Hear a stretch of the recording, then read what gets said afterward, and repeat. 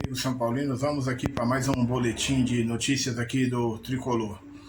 Então, gente, continua aquela novela lá do pessoal solicitando, implorando pro Abílio Diniz ser o mecenas do São Paulo. Pô, o cara é um empresário, ele quer ganhar dinheiro. Investir no São Paulo hoje, no momento, não é um bom negócio, não. Com aquela administração lá, tinha que tirar muita gente lá para você pôr o seu dinheiro lá e confiar que esse dinheiro vai ser um bom investimento.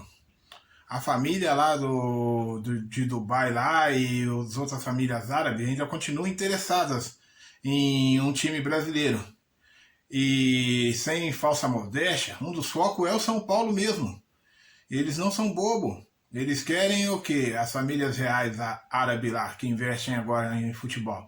Eles querem um time que já tem estrutura. O São Paulo já tem o Morumbi, tem o centro de Cotia. O São Paulo tem estrutura, tem 3 mundiais, tem um nome a se zelar, entendeu? São Paulo tem 6 brasileiros. Eles querem isso, eles não querem comprar um time pequeno igual o Mecenas lá do espermatozoide de boi lá, da Red Bull lá, que comprou o Bragantino, um time falido lá com o rei da linguiça, a família da linguiça destruíram. Não, ele quer começar por cima. Então o foco ainda é o São Paulo. Para nós torcedores seria uma boa, porque a gente não ganha nada com o clube sendo daquele jeito que o dinheiro fica para aqueles diretores lá, mas o clube está nessa pindaíba danada, terrível. Então para nós não seria ruim não que o clube fosse vendido, entendeu? Seria ruim não. Outra coisa, muitos amigos meus corintianos falam, você não fala do Corinthians? Então vamos falar do Corinthians. O Corinthians já está estabilizado lá na tabela. O Grêmio está lascado, porque o Grêmio tem hoje o São Paulo pela frente. O São Paulo precisa garantir os 47 pontos, que é o número mágico para ficar na primeira divisão. O São Paulo está com 45 pontos, isso ainda não é garantia total de permanência na primeira divisão. O Grêmio é um adversário direto, apesar que o Grêmio tem que ganhar as 3, torcer para o Bahia perder hoje. Para o Grêmio é muito mais difícil, mas para o São Paulo não está 100% livre não. Então o que acontece? O São Paulo precisa ganhar do Grêmio hoje. O empate não seria pior das opções se o Bahia ganhar, né? O Bahia está fazendo a dele, que também estava na zona de rebaixamento, mas ultimamente ganhou de todo mundo que estava lá embaixo. Complicou a vida para o São Paulo, para o Grêmio, vem complicando a vida de todo mundo, e do Corinthians também. Então o Bahia está se livrando por méritos próprios. O Santos também, que passou o Campeonato Brasileiro todo atrás do São Paulo, já passou o São Paulo também e vai conseguir garantir o seu espaço por méritos próprios, entendeu? Então vamos lá. O Corinthians é o penúltimo adversário do Grêmio. O Corinthians precisa consolidar a vaga direto na Libertadores. Além do mais, o último jogo do Corinthians por rebaixamento foi contra o Grêmio. Então o Corinthians tem o Grêmio entalado na garganta. Então o Grêmio tem que fazer a sua parte, porque o Grêmio é muito difícil. E o último jogo do Grêmio é contra o Atlético Mineiro. Falei que ia falar do Corinthians, estou falando mais do Grêmio, né? Mas é que o foco é o Grêmio mesmo. O Atlético Mineiro, de repente, pode chegar na última rodada já campeão.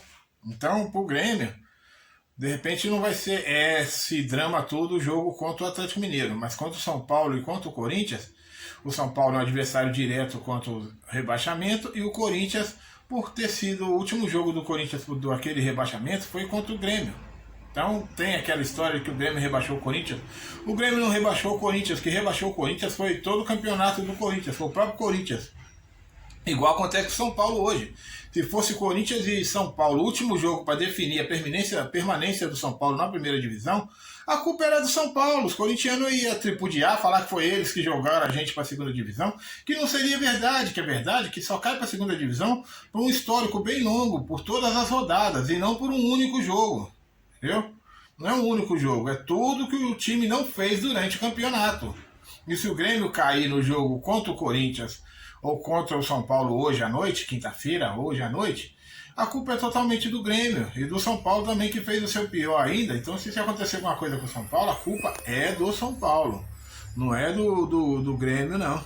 Então a questão é o seguinte, o Corinthians tem o jogo contra o Grêmio só na outra rodada, né?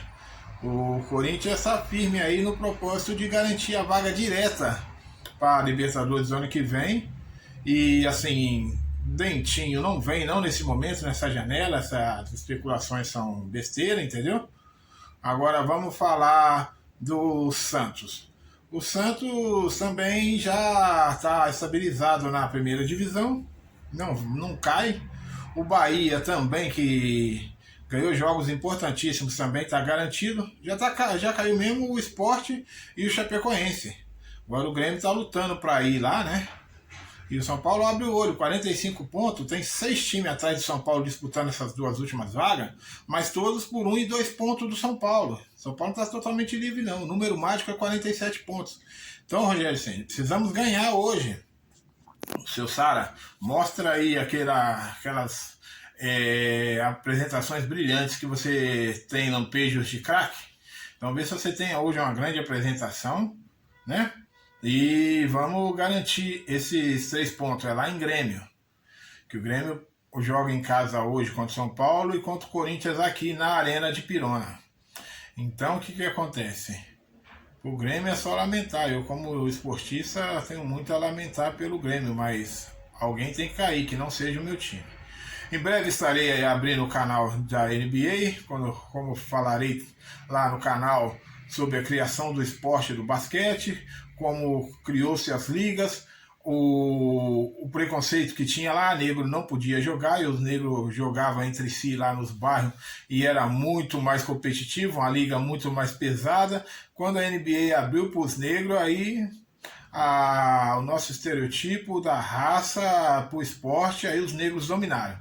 Hoje em dia, se você for pegar todos os times da NBA, que no basquete europeu hoje eles pegam muito americano e africano, né? Mas se for ver na NBA, a cada time que tiver 30, 40 atletas, são 10 brancos e 20 negros. Não tem como ser diferente. Poucos esportes nós negros não participamos porque não temos chance. Na Fórmula 1 só temos o Lewis Hamilton mesmo, porque a gente sabe lá que é elite.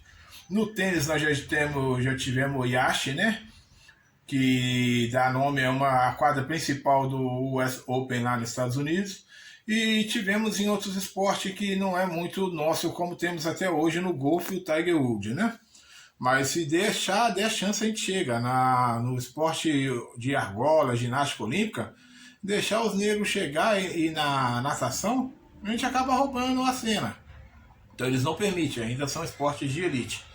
Mas nos esportes coletivo ou esporte de força, como atletismo, velocista, maratonista, não tem como. Nós fomos criados para ser bem mais forte mesmo.